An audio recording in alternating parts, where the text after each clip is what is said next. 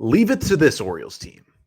After one of their more heartbreaking losses of the season to a division rival on Tuesday night, one night later, they put together one of their most complete victories of the year, taking out the Blue Jays by a score of 7-0.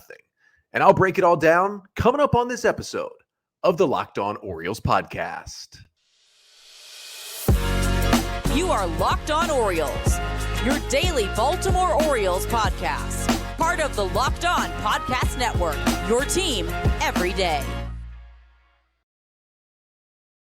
Hey there, Orioles fans. Today is Thursday, August 24th, 2023, and welcome back into the Locked On Orioles podcast, part of the Locked On Podcast Network, your team every day. As always, I'm your host, Connor Newcomb. And coming up on today's episode, we are going to recap a big-time Orioles win over the Blue Jays on Wednesday night.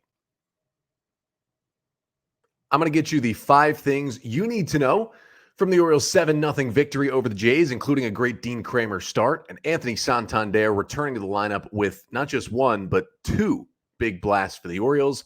Then we'll talk about some news that the O's got on Wednesday, starting with Jack Flaherty, who was scratched from the start he was supposed to make on Wednesday, and some interesting reasoning where we really didn't get a full picture of what's going on with Flaherty. So we'll talk about what happens next with him and the Orioles rotation. And then finally, some O's news and notes having to do with Austin Voth returning, Mike Baumann going to AAA, and Tyler Wells having some success in his first AAA relief outing on Wednesday night. But that's all coming up on this episode of the Locked On Orioles podcast, which is brought to you by Bunches. Download the Bunches app today, and when you do, our friends at Bunches have featured the Locked On MLB Bunch in the Discover tab. You can also click the link in the description or the show notes to join the Locked On MLB Bunch community today. So let's start this one with an Orioles win. Final score from Oriole Park at Camden Yards on Wednesday night is the Orioles 7 and the Toronto Blue Jays nothing, as the O's extend their streak to 80 consecutive series without being swept, dating back to the series before they called up Adley Rutschman last May. And the O's, after losing game 1 in the 10th inning, come back with a 7-0 victory. They even this 3-game set up at 1 game apiece, setting up the rubber match tonight. The O's with the win get back over 30 games, over 500, 78-48. Unfortunately, once again, the Colorado Rockies could not hold a lead. Talked about it yesterday, how the Rockies led the Rays 4-3 in the 8th inning on Tuesday and gave up 9 runs in the 8th. This one was maybe even worse. Rockies led 5-3 heading into the 9th, gave up 2 runs in the 9th inning, left the bases loaded on a play at first base that looked like Isaac Paredes was safe and should have been a walk-off in the 9th. Rockies get a gift from the review booth to send it to extra innings. Of course, they don't score in the top of the 10th. Brandon Lau walks it off in the bottom of the 10th, and the Rays beat the Rockies 6-5 in 10 innings. So the Orioles division lead remains just 2 games over the Rays. Spin zone, good side of that is, well, the Orioles have that exact Rockies team coming up next this weekend. But I'm going to get you the 5 things you need to know from the Orioles 7-0 win over the Blue Jays on Wednesday night. And the first thing you need to know is Dean Kremer stepped in beautifully for the Orioles in this one. We'll get to why he had to start this game in just a second when he was initially scheduled to start the Thursday game of this series. But either way, Kramer went in there and he dominated. Dean Kremer, 6 scoreless innings for the O's on Wednesday night against a good Blue Jays order. Allowed just 5 hits, struck out 5, did not walk a soul. Took him 94 pitches to get through 6 innings, and the Jays only had 5 hard hit balls against him. And I was really impressed by Kramer because it didn't really start off well. I mean, he allowed 2 base runners in the first inning, was able to get out of that inning despite throwing 28 pitches in the first, had a little bit of a laborious second as well. I mean, he was well over 40 pitches through 2 innings, and then he just started to cruise a little bit. Starting in the third, he threw more strikes. He got into a lot of 3-2 counts. I believe he was in 7 3-2 counts on the night, which isn't great, and it's a big reason that your pitch count can get run up at any point. But he started to get more and more efficient as the game went on. Had a 1-2-3 third, did allow a 2-out single in the 4th, but that was it. Got himself 3 batters faced in the 5th after a leadoff single, got a double play and a ground out. And then in the 6th, allowed a 2-out single and just locked it back in, got Vladdy Jr. to pop out and got himself through 6 innings. I was once again impressed by Kramer. And, he had just gone to the 6-man rotation. Now he has to go back to a 5-man rotation style starting a day earlier than he thought because Jack Flaherty was scratched. And it was still very impressive. It was 10 whiffs on 47 swings. It wasn't the most dominant night of the year for Dean Kremer, but once again, he was heavy fastball. Almost 50% four-seam fastball, a lot of cutters, a lot of sinkers. That's what he's been doing all year long. And it just worked again against this Blue Jay order.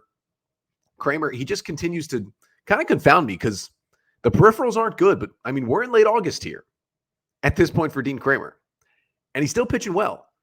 And, a 4.31 ERA isn't amazing, but he has starts like this a good amount of times, and it helps the O's every time he goes out there. Second thing you need to know from this victory is Anthony Santander returned to the Orioles lineup. He had been out since Saturday. The last time he played was Friday night in Oakland with a little bit of a back injury, some soreness that kept him out. He returns to the lineup Wednesday, and not only did he return to the lineup, but he flashed the power and really snapped out of a slump as well. Not only was he injured, but he was not hitting well. Coming into this game, was hitting just 190 in the month of August. Well, that started to turn around here in this one. Santander goes 2 for 4 with a couple of solo home runs in this game and 3 hard hit balls. Now, the day didn't start out well for Santander. He struck out on 3 pitches against Kevin Gausman in the first inning in his first at-bat, and you thought, oh boy, the back is not okay. And then after that, it was certainly okay. Had a hard hit line out in the 3rd inning. Then the 5th inning solo homer off Gausman gave the Orioles a 2-0 lead. Hit it 100 miles per hour off the bat, 393 feet into right field for a solo shot. I still don't understand how Santander hit this ball. It was a 1-2 slider that was well below the knees. And Kevin Brown said it on the broadcast a little bit after the homer. It was actually less than a foot off the ground. Less than a foot off the ground when Santander hit that ball and still drove it out of the ballpark. Couldn't believe it. He hits it out. Then in the 8th inning, he comes up and he homers again to start what was a big rally in the 8th that we'll get to in a minute. Hit that one 101 off the bat, 370 feet into the flag court for a solo homer to make it 3-0 off Trevor Richards.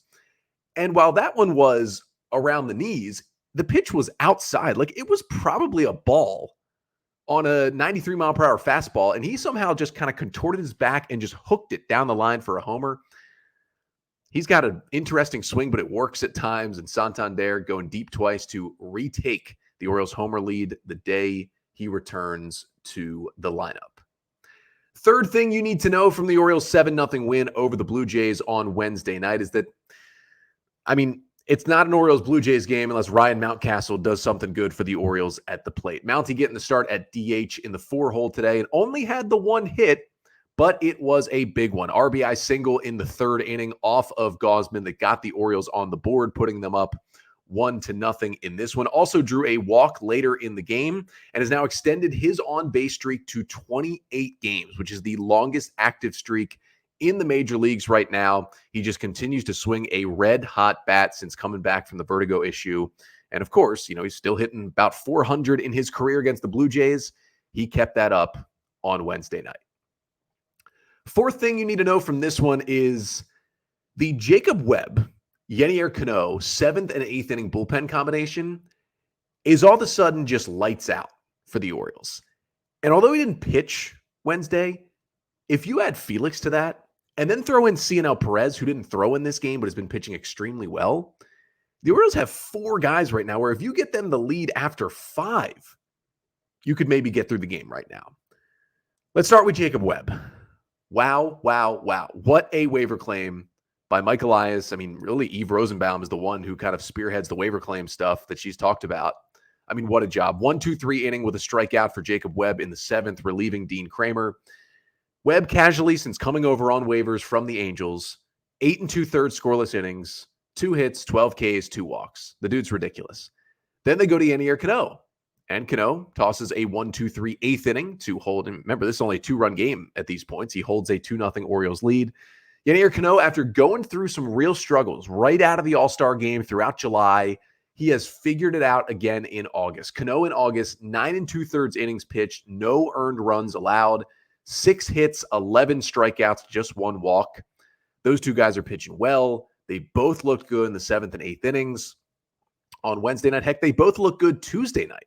pitching the 7th and 8th innings. And at that point, they were keeping the game tied in what eventually was an Orioles loss. But Cano seems to be back. Webb seems to be another gem that they've found.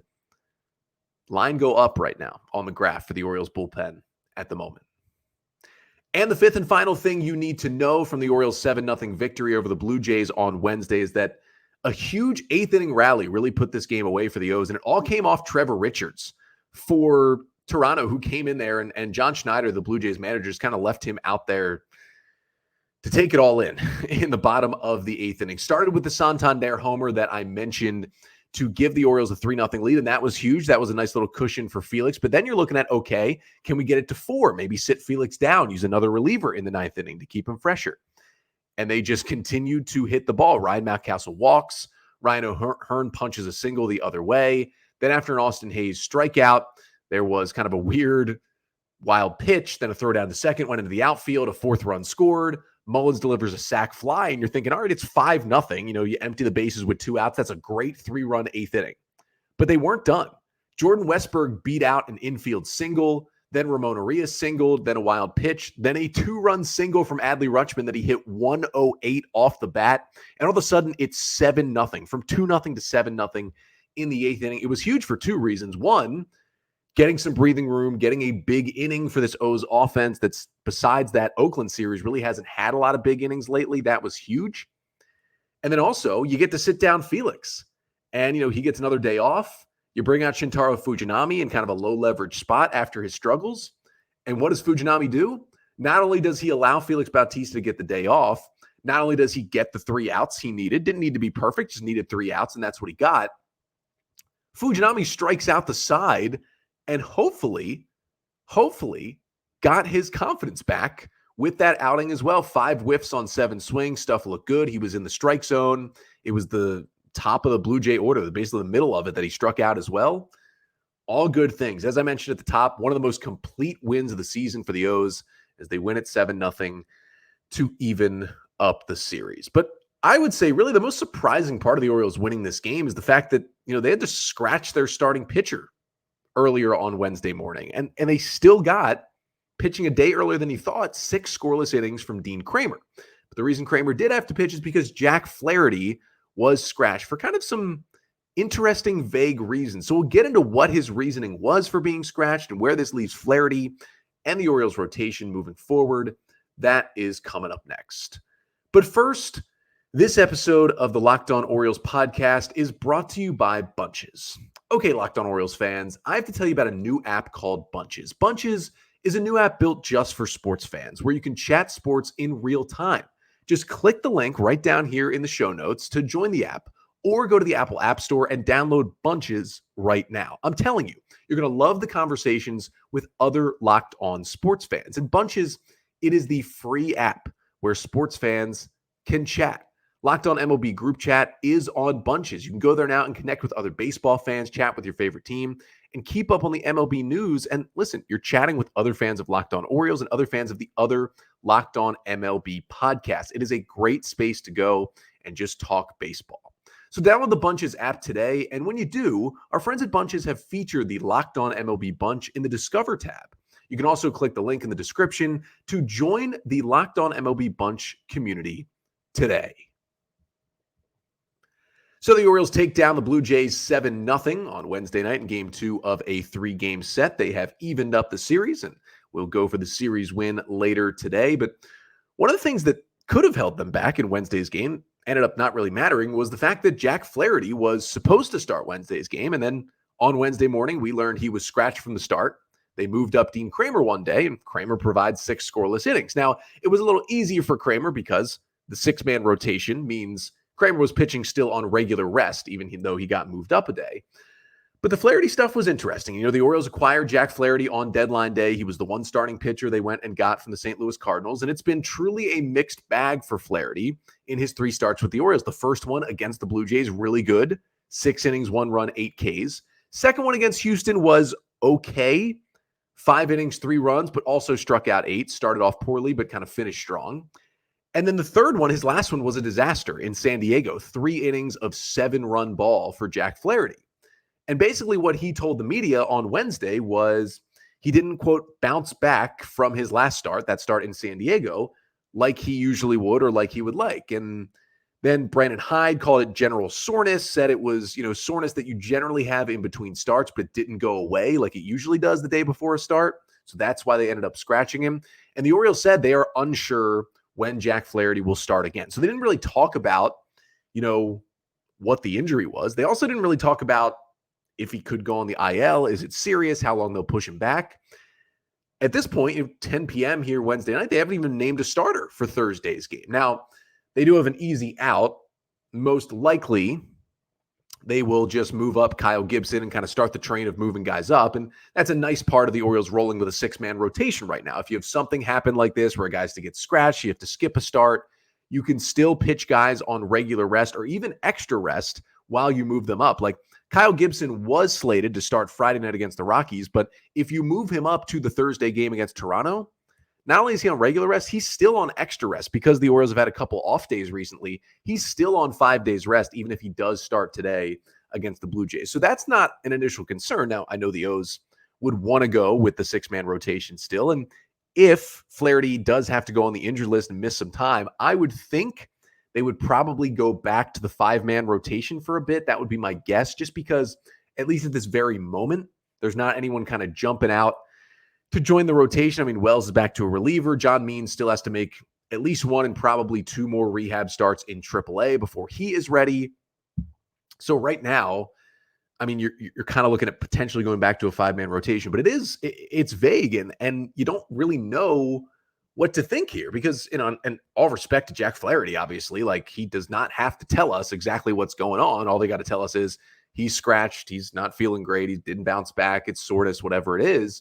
But this will be something interesting to monitor. And I hope, it's just something very minor that's physical for Jack Flaherty and nothing else is going on. It does make you think because the vagueness of it is something else going on as well. And I wish Jack obviously the best. And the O's got him because he's pitched a lot of innings. He's pitched in the postseason. He's a veteran guy who's been around the block and could definitely help this rotation. And despite a little bit of struggles recently, I mean, he can help and will help this Orioles team down the stretch. And they're going to need him in this rotation. So we certainly want to see him back as soon as possible. And it'll be interesting. I mean, you never know. He could still start today. If you're listening to this, maybe the O's have already named their starter, or he could start Friday or Saturday. It could just be a couple of extra days and then he's back against the Rockies. He could be skipped completely. And then maybe his next time around, next week against the White Sox, he starts. He could also go on the injured list and the O's could go back to the 5-man rotation. There's just multiple different things they could do here. And I don't have a lot of information. The information is Flaherty didn't start Wednesday and we're not sure when it's going to happen. That's about it right now. Obviously, I'll keep you updated here on the pod as we get more information about the Jack Flaherty situation, but hope all is good because the Orioles really cannot afford to have another starter go on the injured list right now. I mean, they can still go with the 5-man rotation, but the depth behind it until John Means feels he's ready to go is tough, really, at this point. And so we shall see. Just wishing all the best to Jack Flaherty. But a couple other pieces of Orioles news and notes to get to here before we finish off the pod. O's made a roster move on Wednesday in their bullpen. Talk about that, why they made the move. And speaking of the bullpen in AAA, a couple of guys who could join the Orioles very soon. Had a couple of nice outings in the Tides win. Talk about that to finish off the pod coming up next. But first, this episode of the Locked On Orioles podcast is also brought to you by Sleeper. Sleeper, probably the best place right now to play daily fantasy sports. Because listen, the Orioles are playing the Blue Jays tonight.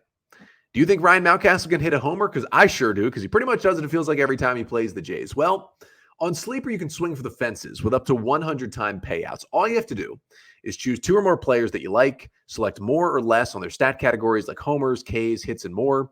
Get your picks right, and you could win big.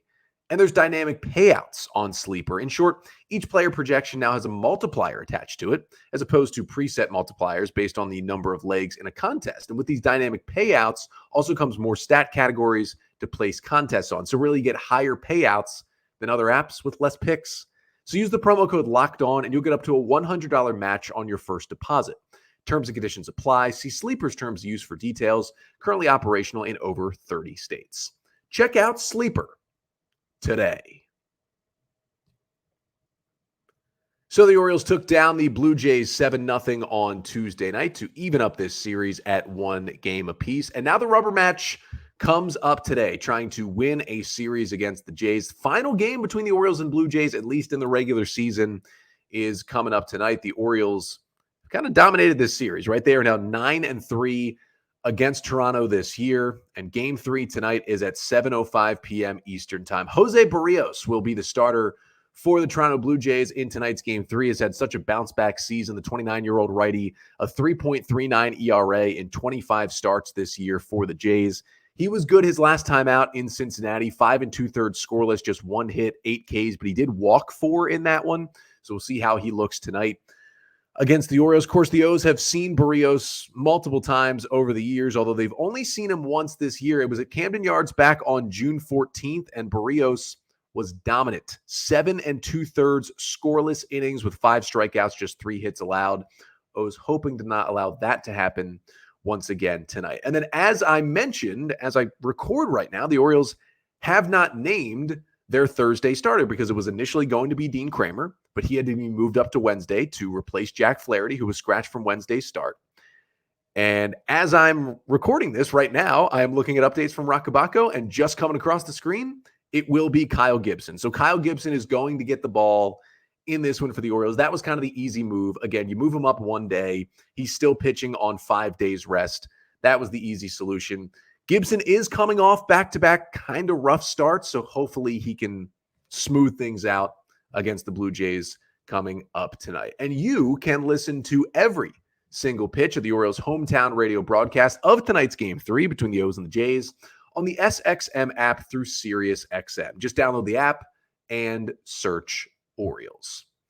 So we'll finish off the pod here with just some Orioles news and notes, starting with a roster move that the O's made on Wednesday. A little bit of a switcheroo in the bullpen. Austin Voth was activated off the injured list in this game. Austin Voth, who hadn't pitched in a while for the Orioles. I mean, remember, he really struggled early in the year, then kind of got into a groove for a while there in May, and then tailed off in his last couple of appearances before going on the IL with an elbow issue. The Orioles kind of said he had felt it initially in spring training, then it went away, then it came back. He just hadn't been right all year. Now, he did avoid surgery, but the O's felt like they just needed to shut him down. That was the best thing to do. So Voth went on the injured list, and it was a long wait for Voth. I mean, he ended up on the 60-day IL. So eventually he was taken off the 40-man roster. Now Keegan Aiken, who is still out with an injury, he was transferred to the 40-man roster, to the 60-day IL, taken off the 40-man. That left room for Voth. But Voth, who has not pitched since June 13th for the Orioles this season in the big leagues after spending, really all of last year as a starter after coming over from the Nats and having a great year, was moved to Penn this year, 23 appearances out of the Oriole bullpen, 31 innings, a 4.94 ERA, and a 5.43 FIP for Voth this season. 35 hits allowed in 31 innings with 31 Ks, 14 walks, and 6 home runs for Austin Voth, who didn't have a whole lot of success for stretches this year. Really, his best stretch was like throughout May until the very end of May. He was pretty good through May. He's got the good breaking balls, the solid fastball. He's got the stuff to be a successful reliever. He just hasn't really put it all together for a long enough stretch yet. Now, on his rehab assignment, and one of the reasons why he was called up is because his rehab assignment was about to end. You can only do 30 days on a rehab assignment. And the O's had to make a decision on him because he does not have minor league options. He is out of options. So if the O's want to get rid of him, they would have to DFA him. And most likely, another team would probably claim Voth just because he's still not super old and the stuff is really good. Like those breaking balls, the data on the breaking balls are elite, and that is why the O's claimed him in the first place, and that's why he's still in this organization. But on rehab, 11 1/3 innings, 12 hits, 5 runs, 16 Ks, 5 walks, and a homer between AA and then mostly AAA on the rehab. So not terrible from Austin Voth. But the other thing is he replaces Mike Baumann, who gets optioned to AAA Norfolk. Baumann going down for the first time this year and has spent the entire year in the bullpen until now, but it's been a little rough lately. We talked about this mostly on yesterday's episode after Baumann just got bludgeoned, gave up 3 runs, took the loss in the top of the 10th against the Blue Jays on Tuesday night. But last 6 appearances for Baumann, 6 innings, 4 runs, 9 hits, only 3 Ks to 1 walk, just a lot of stuff in the middle of the plate, not missing a lot of bats. He has options, Voth doesn't. At their best, the two of them are similar pitchers. I would probably give Baumann a little edge over Austin Voth, but the reason why you make this move is, okay, you grade them out similarly as middle relievers, Voth and Baumann.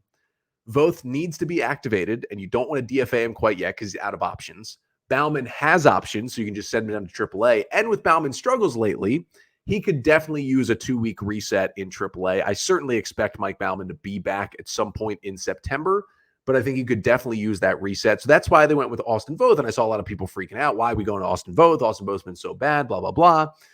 Listen, Austin Voth is a short-term stopgap. Now, if he comes back and is like dominant in his 3-4 appearances out of the Oriole bullpen, that's great. It gives the Orioles more good problems to have. Maybe they start thinking about Voth for the September bullpen. But in reality, if he's just okay, or if he's even bad over a couple of outings, you will have ample opportunity to basically DFA him or potentially put him back on the injured list, because a couple of guys are going to be back very, very soon who you're going to want on this roster. And that's what we'll get to next. Those guys who are coming back, they can easily replace Voth in a couple of days. He's just a stopgap to give him one more chance to see if he's gotten healthy with the elbow and can pitch a little better. But those guys that are coming back, one is John Means. He will make a rehab start Friday, according to Dan Connolly, originally in AAA Norfolk, getting moved up. And then Andy Costco, the Baltimore Banner, wrote about it on Wednesday, saying it looks like it's going to be a 75 pitch count for him Friday. He threw 57 pitches in his last AA start, so there's a good progression. They're going to try to get him through 5 innings.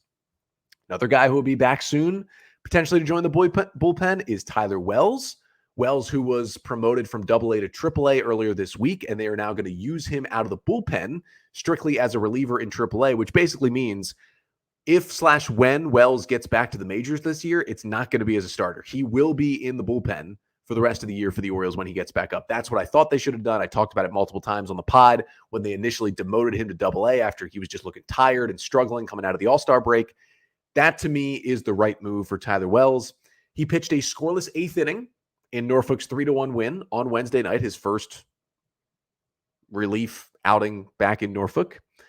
1 hit, no runs, no Ks, no walks, 14 pitches. Fastball was 92-93, touch 94, mixed in the cutter, the changeup, and the slider in those 14 pitches. I'll continue to kind of watch and monitor how Tyler Wells does in the bullpen down there. And then the other guy who could be here soon is DL Hall. Kind of seems like the prime candidate to be the September 1st extra roster edition. When the rosters go from 26 to 28 players, you can add one more pitcher. Seems like it's going to be, or at least there's a good chance it could be DL Hall. He ended up with the save in the 9th inning in the 3-1 win for Norfolk on Wednesday night. Scoreless inning, no hits, 3 strikeouts. Those were the good things. 2 walks. Those were the not so good things. But fastball was up to 98. Stuff looked good.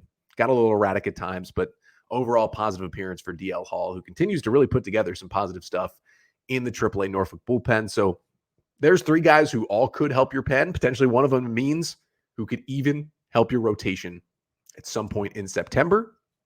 And it's all kind of coming together, right? Hall, Wells, Means maybe back soon. And the bullpen kind of clicking. Talked about Webb, talked about Cano. Felix been great. Perez has been great. Things are starting to click a little bit for this Orioles team right now. Offense woke up a little bit on Wednesday night. It's coming together. And hopefully they can bring it together for a series win on Thursday against the Blue Jays. But either way, I'll be back with you tomorrow, Friday episode, to finish out the week, recapping the final game of the series between the O's and the Jays. I'll get you ready and preview the 3-game weekend series between the Orioles and just a pitiful Colorado Rockies team, and get you any Orioles news and notes in between as well. But that's all coming up on tomorrow's episode. Until then, I'm Connor Newcomb, and this has been the Locked On Orioles podcast, part of the Locked On Podcast Network. Your team every day.